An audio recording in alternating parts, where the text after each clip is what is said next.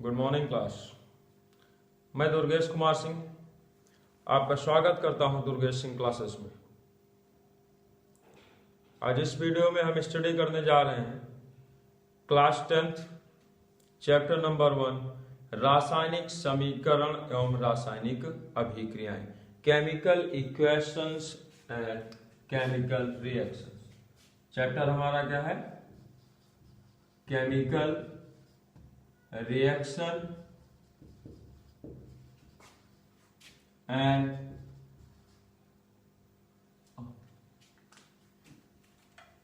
Just wait, क्या है chapter हमारा?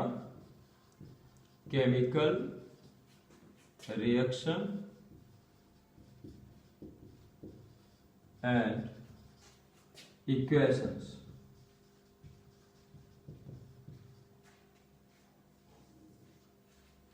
Chemical reaction and chemical equation क्या है? रासायनिक अभिक्रियाएं। देखिए, हम अपने दैनिक जीवन में बहुत सारे परिवर्तनों को देखते रहते हैं। जैसे आप लकड़ी जला देते हैं, कोयला जला देते हैं, ठीक है। पानी वगैरह में जो है अलग अलग प्रकार के रंग डाल करके उसको रंगीन बना देते हैं। दूध को उबाल लेते हैं। दूध देखिए ज्यादा समय तक रख दिया जाता है तो दूध फट जाता है। तो ऐसी सारी जो प्रक्रियाएं होती हैं, इन्हीं सारी प्रक्रियाओं में से कुछ हमारे भौतिक परिवर्तन होते हैं और कुछ जो है रासायनिक परिवर्तन होते हैं। तो भौतिक परिवर्तन में क्या होता है, जैसे आप मान लीजिए कि एक लकड़ी का टुकड़ा ले लीजिए और उस लकड़ी के टुकड़े को आप जो है लकड़ी के टुकड़े को कई छोटे छोटे टुकड़ों में काट दीजिए। तो ऐसे करने पे हमारा क्या, लकड़ी उसकी क्वालिटी बदल जाएगी। उसकी क्वालिटी हमारी वही रहेगी। उसका जो गुण होगा, जैसे वो दिखती है, उसका रंग होगा, उसका गंध होगा, वो हमको सेम एज दिखता रहेगा। किसी कांच को आप ले लीजिए और कांच को क्या कीजिए, एकदम छोटे छोटे टुकड़ों में तोड़ दीजिए, तब भी उसमें हमें किसी भी विशेष प्रकार का परिवर्तन नहीं दिखेगा। वो हमारा क्या कहलाएगा? भौतिक परिवर्तन होगा। तो ऐसे परिवर्तन जिनको हम अगर कुछ करते हैं तो उनके अगर रंग, गंध और उनकी संरचना में ज्यादातर परिवर्तन हो जाता है, लेकिन अगर उनके रंग गंध में परिवर्तन नहीं होता है, कोई नया चीज नहीं बनता है, कोई नया पदार्थ नहीं बनता है, तो हम उसको क्या कह देते हैं? भौतिक परिवर्तन कह देते हैं। तो रासायनिक परिवर्तन क्या हो जाएगा? ऐसे परिवर्तन जिनमें किसी विशेष प्रकार का एक तो नया पदार्थ बन जाता है, या जिसका जो है गुण एकदम संरचना और सब एकदम भिन्न हो जाता है, तो उसको हम क्या कह देते हैं? उसको कह देते हैं हम आप रासायनिक परिवर्तन हो जाता है। तो रासायनिक अभिक्रिया को, अब यही जो क्रिया हमारी हो रही है, जो परिवर्तन हो रहा है, जैसे दूध को हमने रख दिया और दूध क्या होगा, दूध थोड़ी देर बाद हमारा दूध 1 घंटे 2 घंटे या शाम तक में जो है क्या होता है, सुबह लगा के रख दिए तो शाम तक में फट जाता है। तो उसको हम क्या कहते हैं? उसको हम आप कहेंगे रासायनिक परिवर्तन, क्योंकि उस फटे हुए दूध से हम पुनः जो है बढ़िया वाला दूध नहीं प्राप्त कर सकते हैं। तो उसको क्या कह देंगे? उसको हम कह देंगे रासायनिक परिवर्तन कह देंगे। कोई दिक्कत है परिवर्तन समझने में? तो हमारे जो परिवर्तन होते हैं एनवायरमेंट में, वो 2 प्रकार के हो जाते हैं। पहला परिवर्तन कौन सा हो जाता है? भौतिक परिवर्तन। और दूसरा कौन सा हो जाता है? रासायनिक परिवर्तन। समझे? पहले परिवर्तनों को समझे। फर्स्ट होता है हमारा कौन सा? भौतिक परिवर्तन। भौतिक परिवर्तन। और सेकंड क्या होता है? रासायनिक परिवर्तन। रासायनिक परिवर्तन। तो भौतिक परिवर्तन क्या है? जिसमें पदार्थ को कई छोटे छोटे टुकड़ों वगैरह में तोड़ तो दिया जाता है, लेकिन उनके रंग गंध में कोई विशेष परिवर्तन नहीं होता है। तो ऐसे परिवर्तन को हम क्या कह देते हैं? ऐसे परिवर्तन को कह दिया जाता है भौतिक परिवर्तन। लेकिन अगर इसमें क्या कहा गया कि रंग एवं गंध में, रंग गंध, कभी कभी अवस्था आदि में कोई परिवर्तन नहीं होता है। अवस्था आदि में कोई परिवर्तन नहीं होता है। कोई परिवर्तन नहीं, ये हो जाएगा। तो रासायनिक परिवर्तन क्या हो जाएगा भैया? जिसमें कोई जो है क्या हो जाएगा? जिसमें हमारा रंग गंध अवस्था में परिवर्तन हो जाता है। क्या हो जाता है? रंग गंध अवस्था में परिवर्तन। रंग गंध अवस्था में परिवर्तन हो जाता है। रंग गंध अवस्था में परिवर्तन हो जाता है। तो ऐसे परिवर्तन को हम आप क्या कह देंगे? रासायनिक परिवर्तन कह देंगे। और समझिए बात को, इसमें कोई नया पदार्थ नहीं बनता। किसमें? भौतिक परिवर्तन में इसमें कोई नया पदार्थ नहीं बनता है, नया पदार्थ नहीं। जबकि इसमें नया पदार्थ बन जाता है भाई। इसमें क्या होता है? नया पदार्थ बन जाता है। इसमें नया पदार्थ बन जाता है। इसमें आप देख रहे हैं अवस्था भी बदल जाता है, उसमें अवस्था इसमें नहीं बदलता है। इसमें देख रहे हैं अवस्था भी क्या होता है? अवस्था चेंज हो जाता है। तो ऐसे सारे परिवर्तन जब हमारे होने लगेंगे तो हम उसको क्या कह देंगे? उसको कहेंगे कि ये भैया रासायनिक परिवर्तन हो रहा है। आगे चलते हैं। अब हम आप देख लेते हैं रासायनिक अभिक्रिया। देखिए, कोई भी अभिक्रिया होगी तो उसमें हमारी दो चीजें होती हैं, अभिकारक होता है और उत्पाद होता है। दो या दो से अधिक अभिकारक। अभिकारक किसे कहेंगे? अभिक्रिया, रासायनिक अभिक्रिया, रासायनिक अभिक्रिया, रासायनिक अभिक्रिया। केमिकल रिएक्शन, अंग्रेजी में इसको कह देंगे तो क्या कहेंगे? Chemical reaction. रिएक्शन के लिए रिएक्टेंट का होना बहुत जरूरी है। अभिक्रिया के लिए अभिकारकों का होना बहुत जरूरी है। कहा जाता है जब दो या दो से अधिक अभिकारक मिलकर के एक नए पदार्थ का निर्माण करते हैं तो उसको हम क्या कह देते हैं? उसको कह दिया जाता है रासायनिक अभिक्रिया या रासायनिक क्रिया कह दिया जाता है।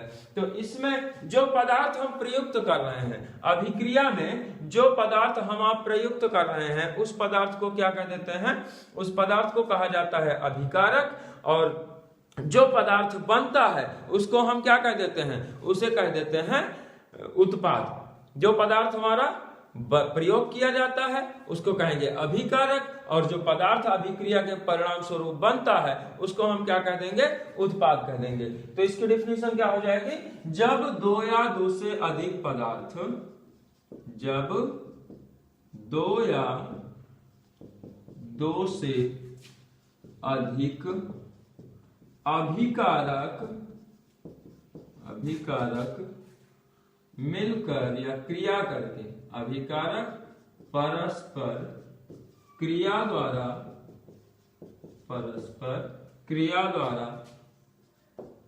एक या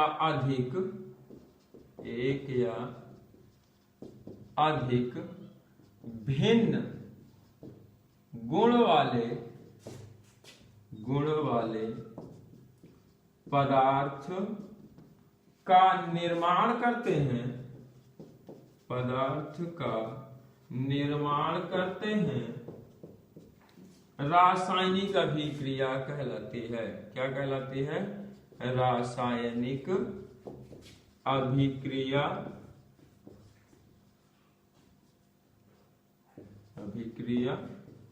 कहलाती है। क्लियर है? जैसे देखिए दूध का फटना, एग्जाम्पल क्या हो जाएगा हमारा? दूध का फटना, दूध का फटना रासायनिक परिवर्तन है। कागज का जलना, कागज का जलना, यह भी क्या है? रासायनिक परिवर्तन है। आप जो है किसी भी पदार्थ को ले लीजिए, लकड़ी ले लीजिए, उसको जला दीजिए, वो भी क्या हो जाएगा? रासायनिक परिवर्तन हो जाएगा। क्योंकि जलने के बाद हम उस लकड़ी को पुनः उससे प्राप्त नहीं कर सकते हैं, जलने के बाद उसको प्राप्त नहीं किया जा सकता। हाँ, अब देखिए आपके दिमाग में प्रश्न आ रहा होगा कि हम तो कांच को उठाते हैं, कांच को एकदम तोड़ के रख देते हैं, जब कांच को तोड़ देते हैं तो वो फिर से तो हमें कांच की तरह नहीं मिलता। भैया कांच जो होता है ना, ये अतिशीतित द्रव होता है, इसको बहुत ज्यादा ठंडा करके जो है इसको बनाया जाता है। और जब किसी चीज को बहुत ठंडा करके आप बनाएंगे, पहले तो एकदम गर्म किया जाता है, एकदम पानी की तरह कांच बहने लगता है, जब बहने लगता है उसको अचानक से ठंडा कर लिया जाता है, तब हमारा ये सॉलिड बन जाता है। तो इसको जो हम आप एक बार तोड़ देंगे तो इसके अणु दोबारा अपने आप में नहीं जुड़ते हैं। फिर से कब जुड़ेंगे? जब हम उसको फिर से उसी तरह लिक्विड बना दें, और लिक्विड बनाने के बाद फिर से जमा दें, तब हमको क्या मिल जाएगा? पुनः जो है कांच मिल सकता है। तो इतनी प्रक्रिया हमको आपको करनी पड़ती है, तब जाकर के कांच फिर से मिल जाएगा। तो कांच क्या हो गया? हमारा भौतिक परिवर्तन। लेकिन आप अगर सोचिए कि आप जो है दूध को जो फाड़ दिए हैं, दूध जो है रासायनिक क्रिया के जरिए फट गया है, दूध से आपका दही बन गया है, तो आप कितना भी प्रोसेस यूज कर लीजिए, हम फिर से दही से दूध नहीं प्राप्त कर सकते हैं। इसी प्रक्रिया को हम क्या कह देंगे? रासायनिक परिवर्तन कह देंगे। आशा करता हूं कि क्लास आपकी समझ में आ रही होगी, और अगर आप टॉपिक को समझ रहे हैं, आपको अच्छा लग रहा है, तो चैनल को सब्सक्राइब करें, दोस्तों के साथ लाइक और शेयर करना न भूलें। हर संडे आपको एक एक चैप्टर का वीडियो प्रोवाइड किया जाएगा। चैनल को आगे बढ़ाएं। आज आपको रासायनिक अभिक्रिया एवं रासायनिक समीकरण चैप्टर नंबर 1 जो कि क्लास 10th का है, इसका एक कंप्लीट वीडियो आपको मिलेगा, जिसमें आपके पूरे के पूरे चैप्टर की स्टडी होगी। चलिए आगे चलते हैं हम आप। अब देखिए रासायनिक अभिक्रिया तो ये हो गया। अब आगे देख लेते हैं कि रासायनिक समीकरण क्या है। रासायनिक समीकरण हम आप समझ लेते हैं भाई कि रासायनिक समीकरण क्या है।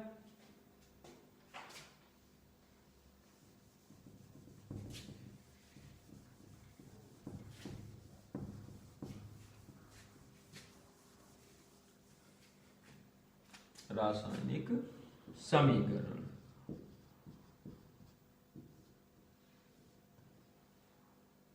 Chemical equation.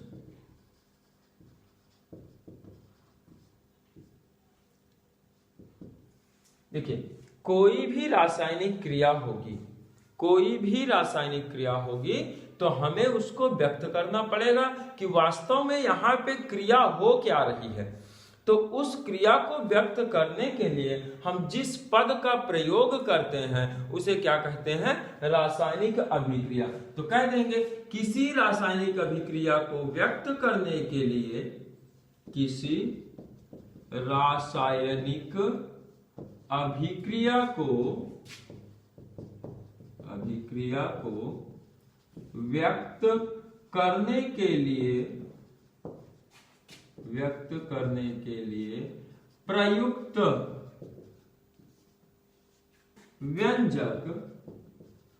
व्यंजक रासायनिक समीकरण कहलाता है। रासायनिक समीकरण कहलाता है। ठीक, जैसे मान लीजिए कि हम आप ले लेते हैं मैग्नीशियम, या मान लीजिए यही मार्कर है। इस मार्कर को हम आप जलाएंगे तो आपको पता है कि जलने के लिए एक गैस की आवश्यकता होती है, और उसे हम आप क्या कहते हैं?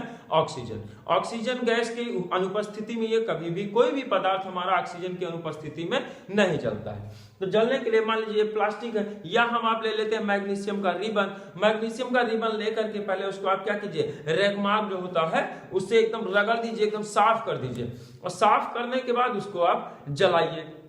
जलाने के बाद क्या होगा कि मैग्नीशियम जो है, ये मैग्नीशियम किसके साथ क्रिया कर जाएगा? ऑक्सीजन के साथ में। ऑक्सीजन के साथ क्रिया कर जाएगा। तो ऑक्सीजन के साथ क्रिया करेगा तो फिर क्या हो जाएगा? मैग्नीशियम अपना ऑक्साइड बना लेगा। क्या बना लेगा भाई? मैग्नीशियम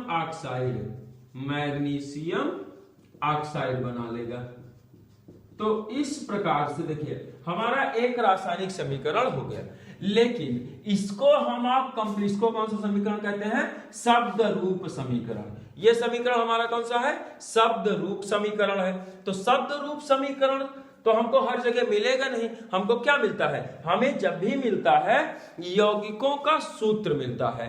तो हम इसको दूसरे तरीके में अगर लिखेंगे तो हमें मैग्नीशियम का जो प्रतीक होता है वो लिखना पड़ेगा, ऑक्सीजन का जो प्रतीक होता है वो लिखना पड़ेगा, और साथ ही साथ मैग्नीशियम ऑक्साइड बनेगा तो इसका सूत्र क्या होता है ये लिखना पड़ेगा। तो जैसे मैग्नीशियम का जो प्रतीक होता है वो होता है Mg। मैग्नीशियम को हम किससे डिनोट करते हैं? Mg। ऑक्सीजन है, ऑक्सीजन को हम आप डिनोट करेंगे O2 से, और उसके बाद ये बना क्या लेगा भाई? मैग्नीशियम ऑक्साइड, MgO बना लेगा। क्या बना लेगा? Magnesium oxide. तो इस प्रकार से हम कह सकते हैं कि मैग्नीशियम को जलाने पर क्या मिलता है? मैग्नीशियम ऑक्साइड मिल जाता है। तो इसको हम क्या कह देंगे? इसको सूत्र रूप समीकरण कहेंगे। क्या कहेंगे?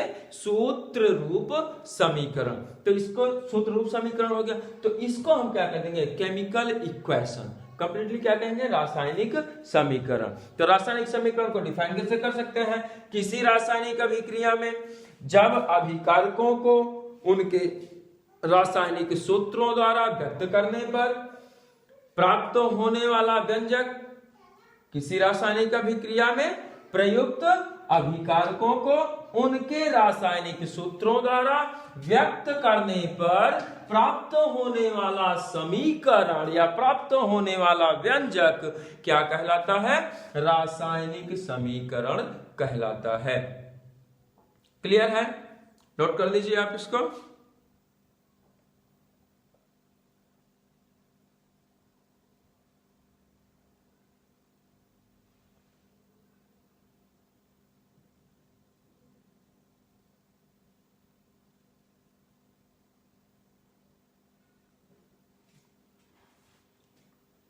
हो गया होगा? आगे चलते हैं।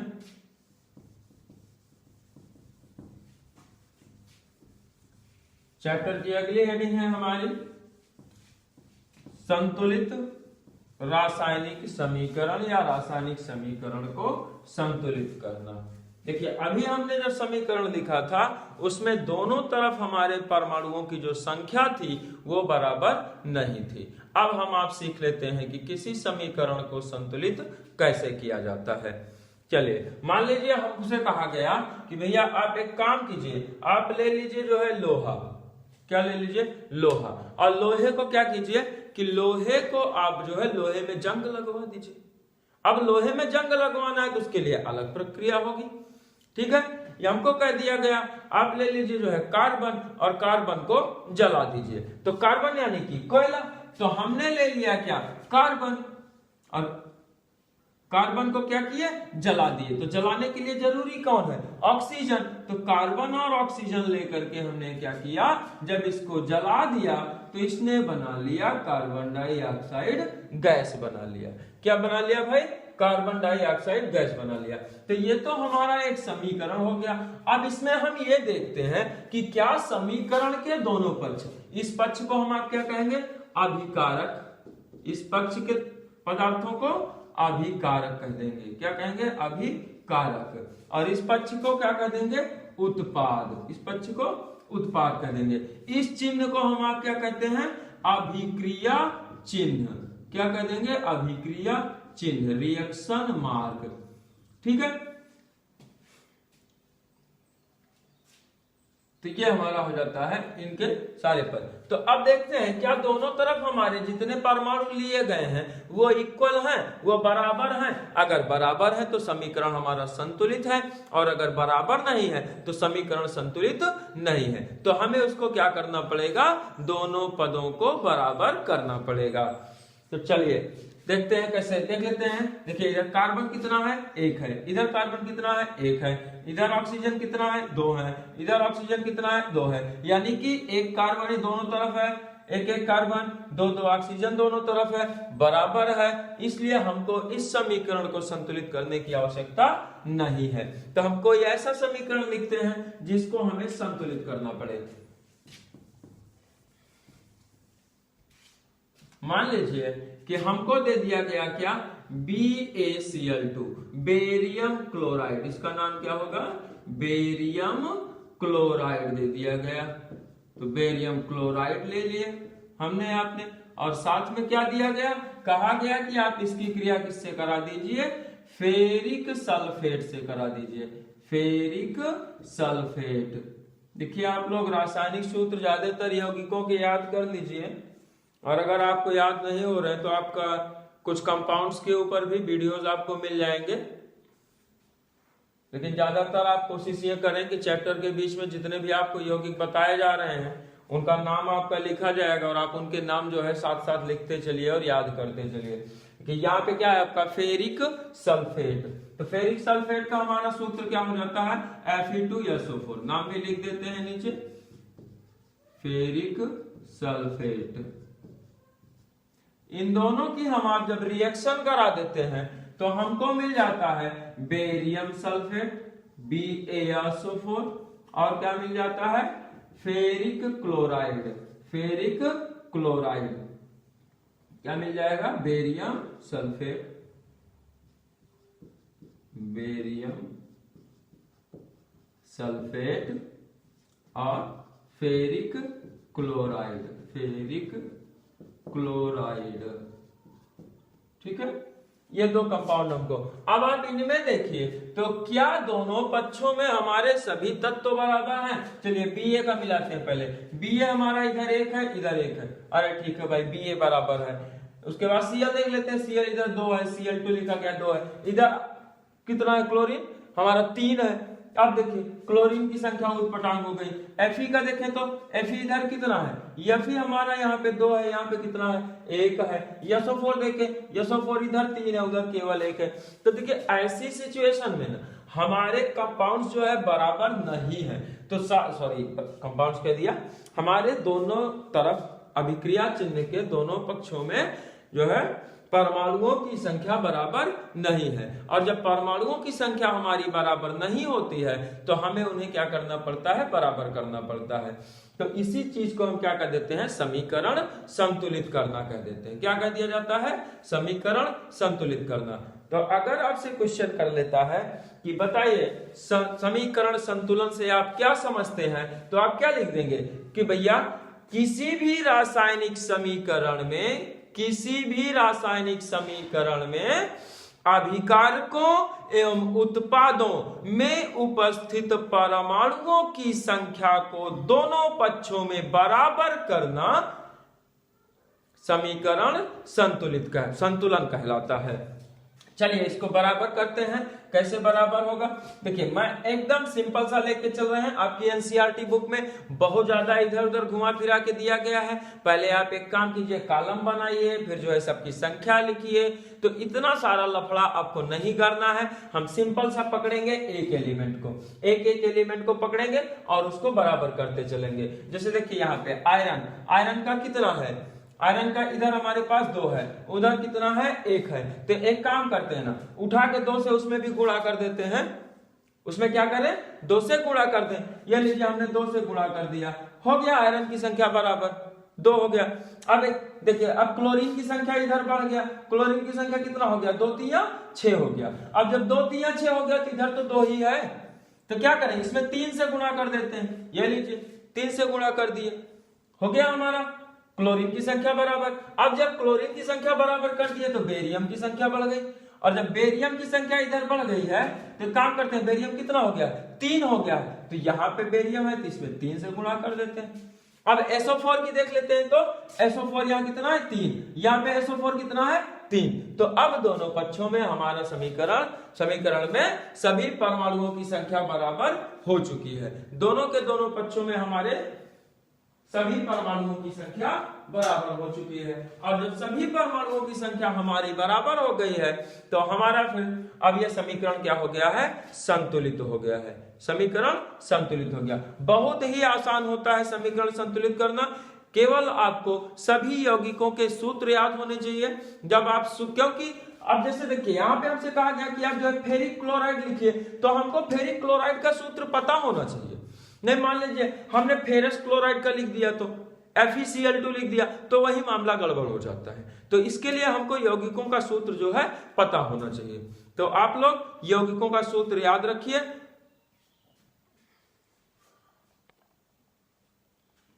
एक मिनट है, पावर ऑफ हो गया है तो थोड़ा लाइट व्यवस्था बढ़ानी पड़ेगी।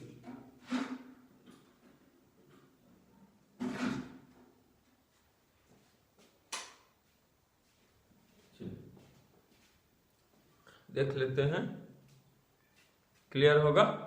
समीकरण आप कर लेंगे, प्रयास करेंगे तो।